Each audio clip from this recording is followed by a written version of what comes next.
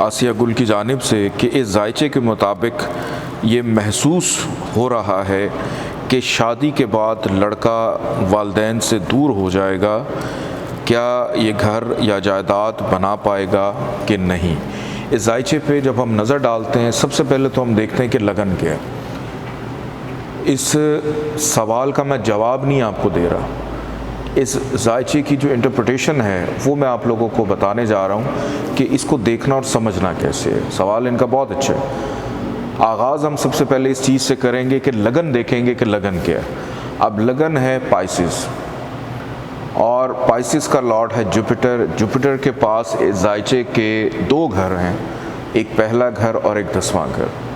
और जुपिटर इस जायचे में बराजमान है जाके जायचे के छठे घर में, यानी छठे घर में जुपिटर बैठा हुआ है कि साहिब जायचा खुद उठा और जाकर एक नहज घर में बैठा हुआ है कि साहिब जायचा को केंद्राधिपति दोष लगा हुआ है, नंबर 1। अब केंद्राधिपति दोष का मतलब ये है कि एक जायचे के दो घर ख़राब हो चुके हैं, लगन भी और 10वां घर भी, करियर के हवाले से। तो सवाल का इनका ये था कि क्या ये घर बना पाएगा। तो सबसे पहले तो ये देखना है कि साहिब जायचा की अपनी कैपेसिटी क्या है, वो ख़ुद किस सोच का मालिक है, ख़ुद वो क्या सोच रखता है। कहाँ पे बैठा है? कर्ज़े के घर में। छठा घर नौकरी भी होता है कि कारोबार अगर करेगा तो मिजाज उसका यही होगा कि मैं नौकरी कर लूँ, नौकरी में मुझे सिक्योरिटी रहेगी। क्यों? क्योंकि हर माह तनख्वाह मिल जाएगी। कि इसको डाउट होगा कि अगर मैं को अपना कारोबार करता हूँ तो उसमें पता नहीं मेरा काम चले ना चले, खौफ के घर में है, खौफ की अलामत में मौजूद है। तो इस बेस के ऊपर इसकी पहली तरजीह ये होगी कि मैं नौकरी कर लूँ ताकि मुझे हर महीने सैलरी मिलती रहे। और कर्ज़ के घर में, कर्ज़ का खौफ, कर्ज़ ले भी सकता है, कर्ज़ मिल भी जाएगा, लेकिन कर्ज़ को उतारना कैसे। इसके बाद हमें इसकी फाइनेंशियल सिचुएशन देखनी कि फाइनेंशियल सिचुएशन क्या है इसकी। सेकंड हाउस का लॉर्ड वो भी इसी के साथ जाके छठे घर में बैठा हुआ है, 7 दर्जे पे, कि फाइनेंस भी कर्जे के घर में।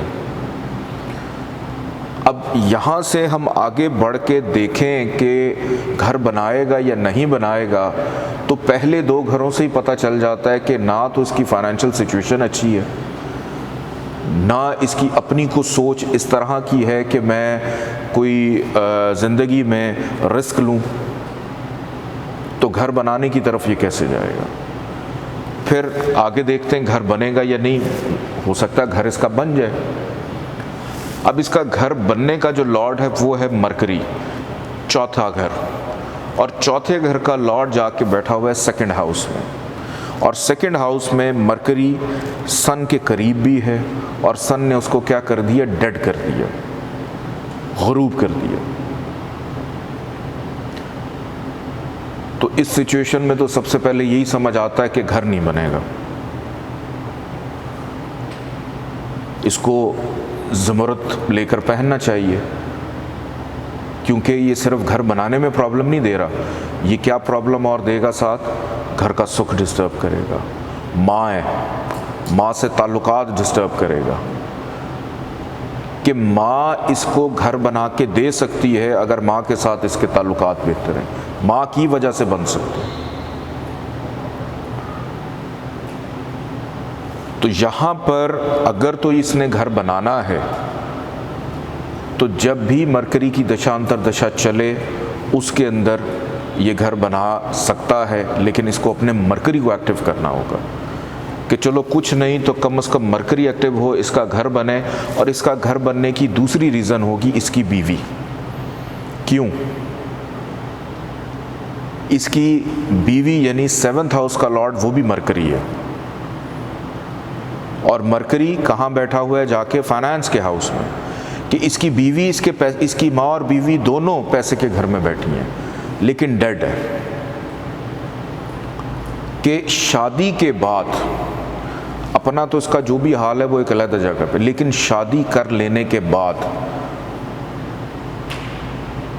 इसकी बीवी के आ जाने के बाद इसके रिस्क रोज़गार में बेहतरी हो सकती है।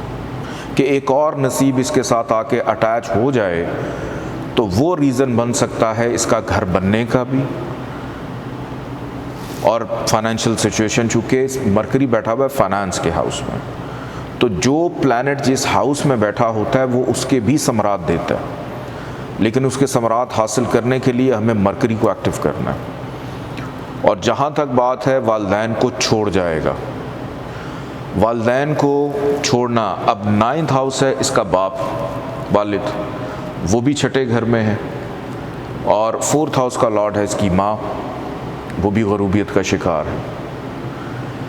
लेकिन वालिदैन को छोड़ने के लिए इंसान को ये ह्यूमन नेचर है कि अगर वो अपने आप को किसी से अलग करता है, तन्हा करता है, तो उसको थोड़ा सा जिगरा भी चाहिए, उसको हौसला चाहिए, उसको हिम्मत चाहिए।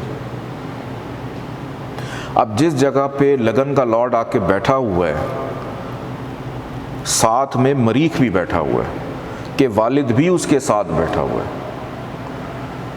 तो ये बच्चा छोड़ने की ख्वाहिश रख तो सकता है, लेकिन उसके ऊपर अमल दरामद नहीं कर सकता, क्योंकि इसकी सोचने समझने की जो सलाहियत है, जो लगन का लॉर्ड है, वो वैसे ही जाके कहाँ बैठा हुआ है, ख़राब कर।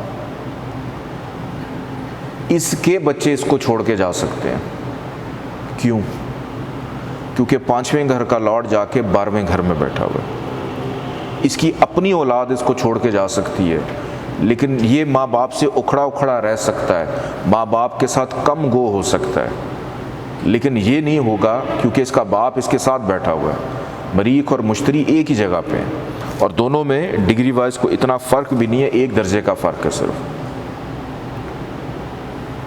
तो वो खौफ इसको अलग ही नहीं होने देगा कि कहीं मैं गरीब ना हो जाऊं, मैं अकेला ना हो जाऊं। तो इस इंटरप्रिटेशन के मुताबिक अगर हम देखें, वालिदैन को छोड़ के ये नहीं जाएगा, इसकी औलाद इसको छोड़ के जा सकती है।